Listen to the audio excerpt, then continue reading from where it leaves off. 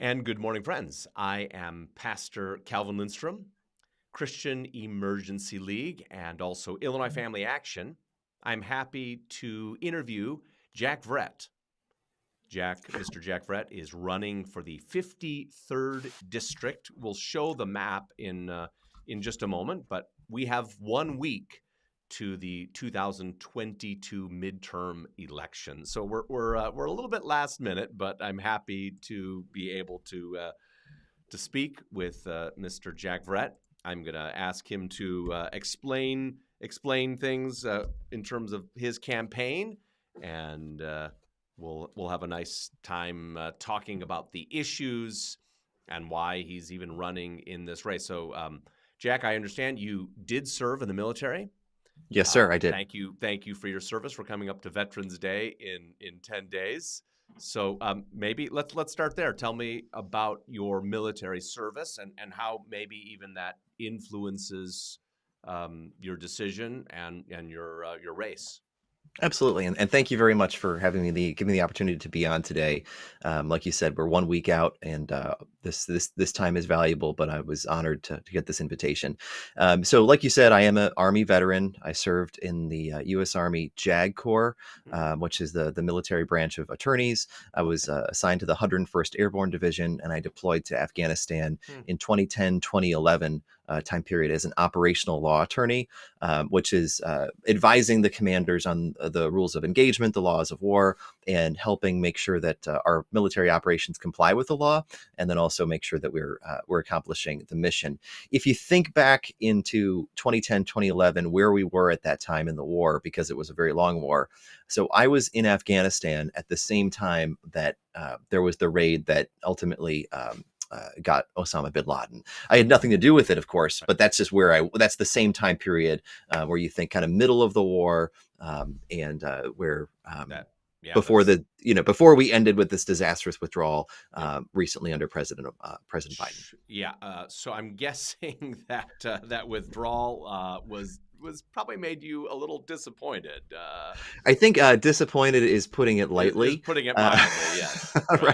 Right. It was enraging to see what happened there when you think about so much, the loss of so many lives, and lives altered for those that were wounded in battle, the families that were altered forever, and also the civilian casualties, and then certainly the just overwhelming amount of U.S. treasure that we expended over there. If this was the outcome, it was absolute disaster. But one of the things that you asked, what does the military teach me about, or how has it impacted me? I am an intensely pragmatic individual, and common sense is very important to me. And I think having been an Army officer, I was a captain, was that it's all about the mission. What are we trying to accomplish? Mm-hmm. And people get so, especially now in the political world, where people get so wrapped around the axle about who gets credit for something, or does it align with some sort of ideological purity test? Especially you see that on the far left, and it's about delivering results for the constituents. It's how do you accomplish the mission? And I would see it a lot in the military, where someone would come to you with a question as an attorney, and they would say, well, can I do X or Y? And the instinct would be say, well, no, you can't, because it's against the law, or because it's against the rules, or whatever possibly. But the next question is, well, what do you want to accomplish? Because if you tell me what your intent is, give me some time, let me think about it, and I will get you to that right answer. Because very rare people assume good intent, right? People want to, and the same thing applies here. People want a thriving economy. People want to feel safer in their neighborhoods. People want the personal freedom to raise their kids according to their values, and be able to live their life. And if we keep that in mind, I think, what is the ultimate goal? I think that will be a tremendous benefit to the state of Illinois. Mm-hmm. The 53rd District has had several military people serve in it. That's right. There was a Republican who happened actually to be a general who had served, I think, two different times, if my memory is correct. So it's kind of flipped back and forth. So it Right. was the current incumbent, Representative Mark Walker, who he was a Vietnam veteran. That's right. Then he was defeated by General Harris, who was That's the right. That's what I commander was of thinking. the Yep. That's right, right. the commander of the Illinois National Guard. Yeah. He served for a period of time, and then he decided not to run again That's in right. 2018, and he Yep. joined the Pritzker administration. And then Mark Walker came back, and so it's definitely there's a big military and veteran community in this area, so it Okay. would make sense for sure. Okay. Well, so let's just talk about what would set you apart from Mr. Mark Walker. I respect him for his military service. I hold nothing against him. I've met him a few times. Nothing. I don't have a deeply personal connection with him. He was my representative. I think he will no longer be my representative moving forward. I was hoping I could vote for you, Jack, but I'll have to vote for another good candidate. So, what sets you apart from Mark Walker? Oh, the contrasts are we would take hours to get to drive through all the contrasts between us philosophically and Sure. from our legislative priorities. The uh, everything from I used to be a criminal prosecutor, so starting there, so he in crime is important to me. That we have to support law enforcement. We have to empower prosecutors to actually fight for victims and fight for to protect our neighborhoods. Representative Walker and I are completely on opposite sides on this issue. For Can one, we talk he about and the Safety Act a little bit? we haven't yet, but yeah, right. So he endorsed, first of all, he endorsed Kim Foxx for reelection Okay. back in 2020, calling her the national example of criminal justice reform. He also passed the deciding 60th vote to pass the Safety Act. Wow. Despite having the General Assembly, despite the Democrats having a supermajority where Yeah. they could do whatever they want on Yeah. any single issue Wow. without having to talk to anybody, despite that fact, it still only passed by one vote. If he had Mm. said no, it wouldn't be here. And then the third one that I think is just insane is he sponsored this bill called HB 3447, which is decriminalizes the possession of Mhm. drug dealer quantities of Mhm. fentanyl to a Class A misdemeanor, Mhm. so that if you possess less than 3 grams, it's considered a Class A misdemeanor instead of a felony. And people will say, well, what is 3 grams? So, no one knows drug weights and everything. 3 grams in this drug of fentanyl is strong enough to kill Right. 1,500 people. Yeah. It is now the leading cause of death, according to the CDC and DEA, for Americans aged 18 to 45. And Mhm. Representative Walker sponsored a bill to make it the same, to possess 3 grams of it, to make Yeah. it the same as possession of alcohol by a minor, a Class A misdemeanor. It's Yeah. Wow. absolutely outrageous and so, like, you ask, how are we different? Crime, public safety, on the So, Safety Act, is a yeah, huge area of let's contrast talk about between it. us. So, did that bill pass? HB Uh, 34, it passed the House, and the Senate has yet to take it up. okay, good. I'm Yes. glad that hasn't taken effect yet. But no, Right. that is absurd. It's And absurd. Right. when you think about it, more Americans are dying every year than in the Vietnam War over that entire conflict. Right. Right. It is just that is insane. You're an attorney. Have you studied the Safety Act in I terms have of yes. okay. Yes. I used to be a prosecutor. I've studied it closely. Spoken with many prosecutors. The McHenry County State's Attorney, Patrick Keneally, he and I used to work together. He sued Pritzker and the state over the Safety Act. I've read it. I've been interviewed. I was interviewed on Fox News Mhm. radio about a month ago on it. The Safety Act is as bad as people make it sound. And unfortunately, there are so many problems with it that we're really only focusing on the no cash bail component. But there are multiple issues with Yeah. that bill, No, and that's it makes sense because it was mhm. passed in the middle of the night, 4 a.m. and the last day of the lame duck session, the last time that Mike Madigan was still the speaker. And Mhm. so, of Right. course, it's going to be rife with mistakes and technical Mhm. problems. So, critics or those who support it say, "Oh, people aren't going to be let out of jail, or maybe out of prison." Right. As far as I know, no one is saying people are going to be let out of prison. There's a difference Yeah, between jail and that's a prison, funny little, yeah, I correct? noticed that. That's the little Yeah. semantic wordplay that they're doing right now, is that they're trying to make it seem like it'll get Yeah, it's them being so clever, and you have to be a career politician to be able to make that sort of argument, because the fight that we're having over this no cash bail isn't about people that are convicted. That's right. It's about people that are awaiting trial and they present a danger to the community, Correct. and they're the ones that the prosecutor will Mhm. be unable to keep locked up That's right. pre-trial. And so, tell me, I mean, this is people aren't making this up, especially for me, when 100 out of 102 states attorneys, Right. and I haven't found anybody. I've actually interacted with Mr. Walker on this.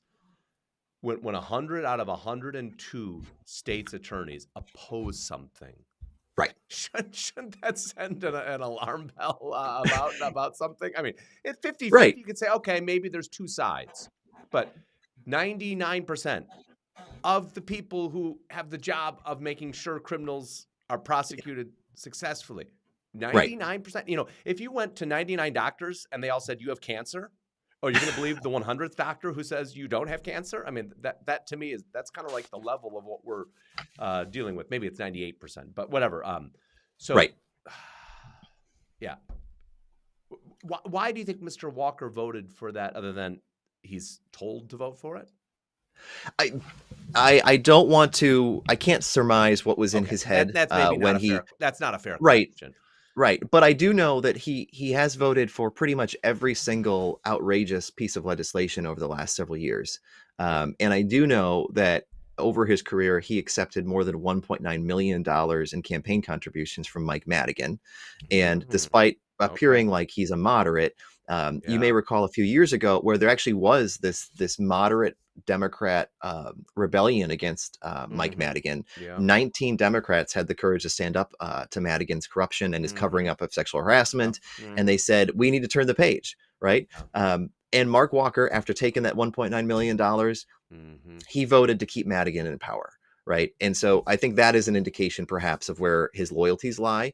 And that Mhm. instead of actually representing the interests of our constituents, of the people in this community, it's more about towing the party line and doing whatever he's told.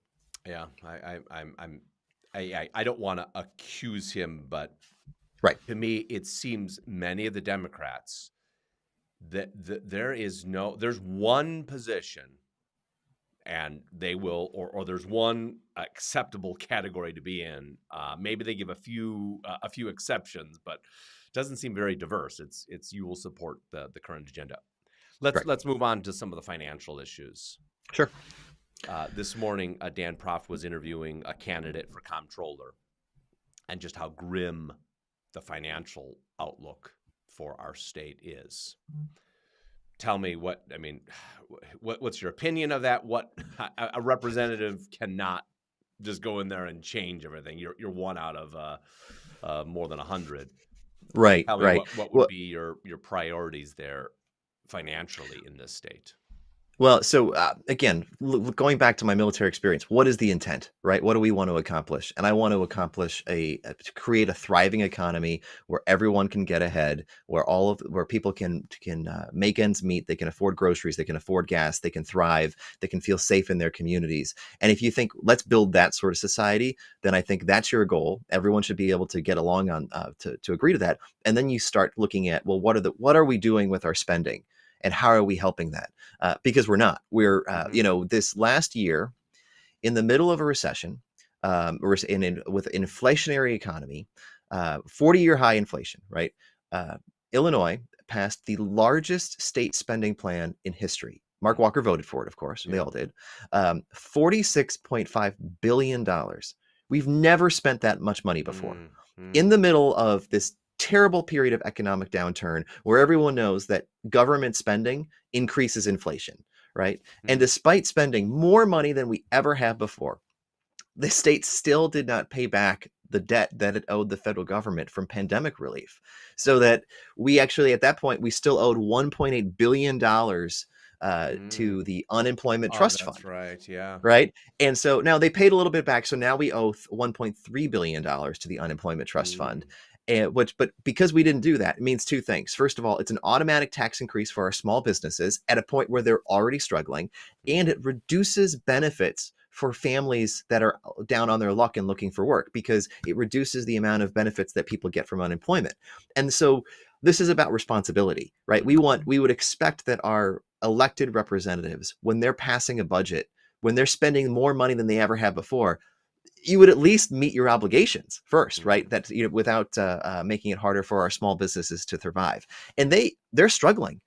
People talk about the pandemic where you had all those executive orders that closed down small businesses and closed down the churches, whereas big business, right? Big business was able to, because it had the lobbyists, it was able to stay open, but churches and small business weren't. But right now, in this economic environment, our small businesses are struggling now more than they were during the pandemic.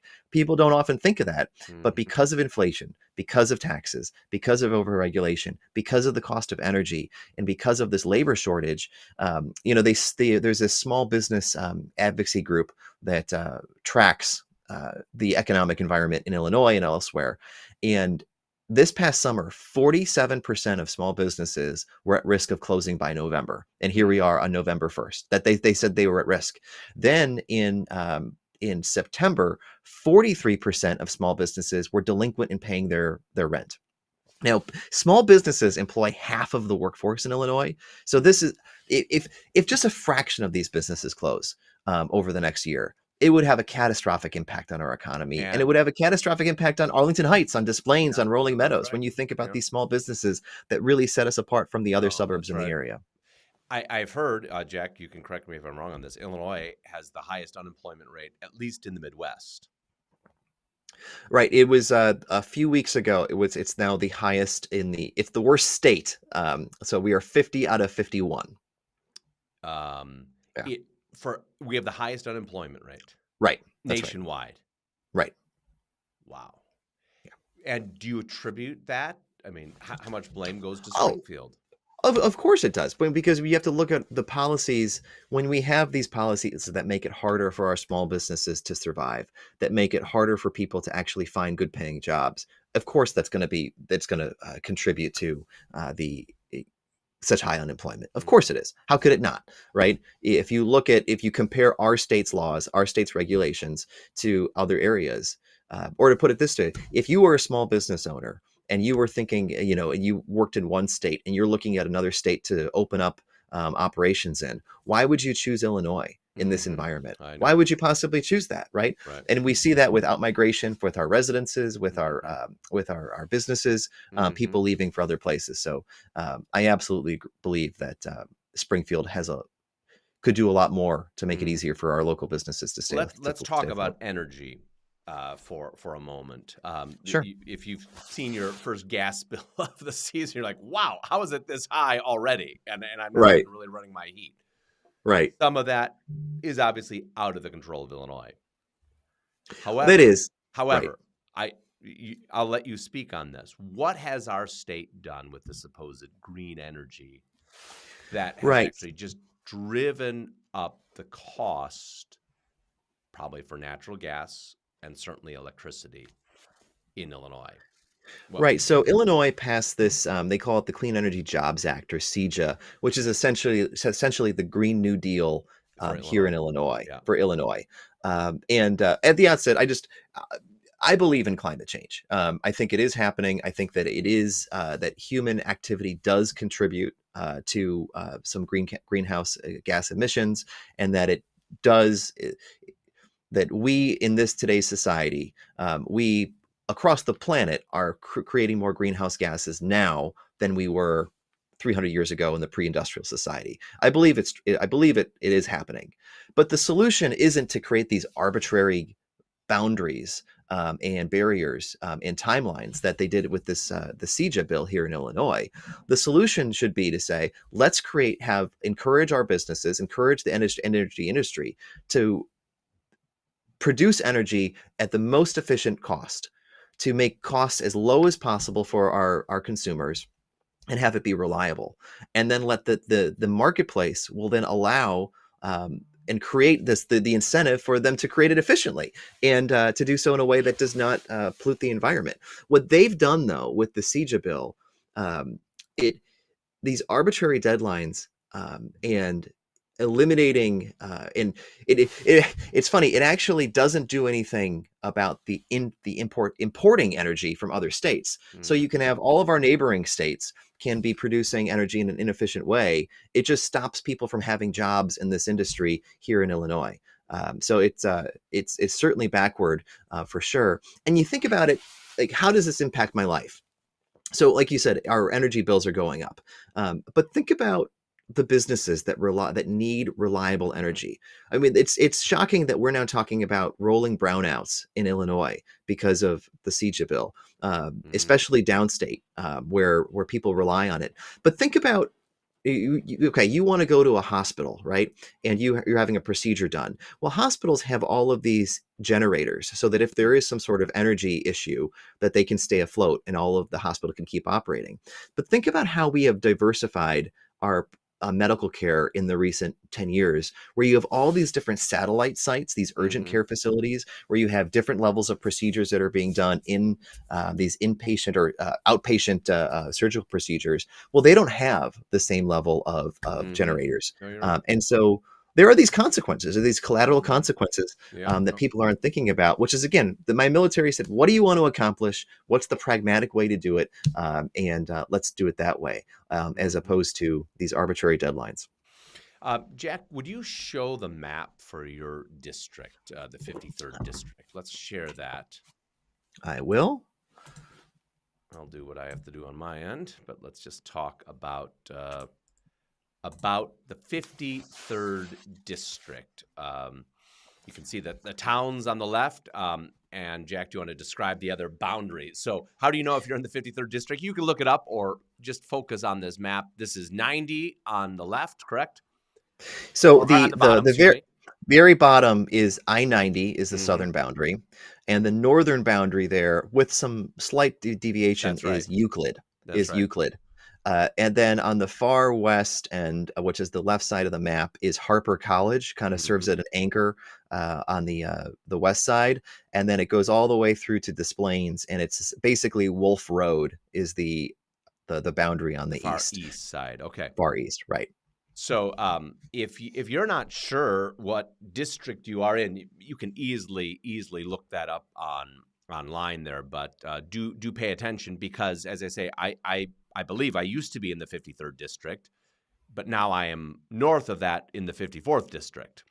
Right. So Mark Walker, I used to vote against him. Now I will obviously not be voting for him or against him, but voting for another candidate. So I would encourage listeners, if you're in the northwest suburbs, any of these areas, do carefully check and see. It's very possible it has shifted for you, like it has for me.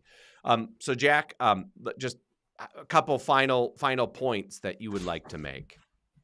Sure. I think more than anything else this is going to be an extremely close, tight race. Unbelievably so. We are close to pulling off a tremendously dramatic upset against the Democratic machine here. You know, if you go back 2 years ago, in the presidential election, the numbers looked pretty grim.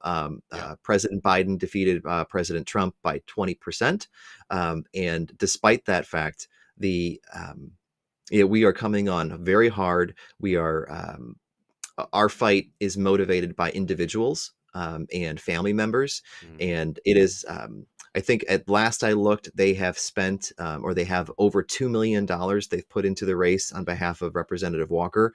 And, you know, we're outnumbered 9-1, 10-1 in terms of funding, which is why you see all the commercials against me constantly on TV. Okay. You get all your mailboxes full of TV, so I haven't seen those commercials. Oh well, it's been pretty vile what they've been saying about me and people like that me. Is, but it, you know what though, it's a sign of desperation, and they've become so desperate that Governor Pritzker, JB, was out here in Arlington Heights yesterday trying to help Representative Walker. So it's one of those things that as the ferocity of the attacks gets darker and graver and stronger and more intense, those are all good signs. And so I would encourage, there are a lot of people that will that are conservative minded or common sense minded or independents, and they kind of sit out these midterm elections. Yeah. And this is going to be razor close, razor thin margin. And I would just implore everyone, if you if you think that our country, if you think that our state is moving in the wrong direction, Mm-hmm. if you think that taxes are too high, that our neighborhoods are less safe, and that things are too expensive in the grocery store, and you feel like you're losing control of your private life because of some of these big regulations and impositions from Springfield, please vote. And also, if even if you don't live in the district but you want to support me, tell your friends, and Mm-hmm. also support Mayor Michelle Hunter in the Mm-hmm. 54th. That's right. Support Chris Boss, just to our west in the Lake Zurich area. Mm-hmm. All we have to do is just get a few more seats to break that Democratic supermajority, Mm-hmm. three more, and they have to start listening. They have to Mm-hmm. start taking into account the common sense, independent mind on these ones. So please don't sit this one out, and tell your friends, if you're voted, make sure your neighbors have voted, and Right. spread the word, because it's going to be razor thin.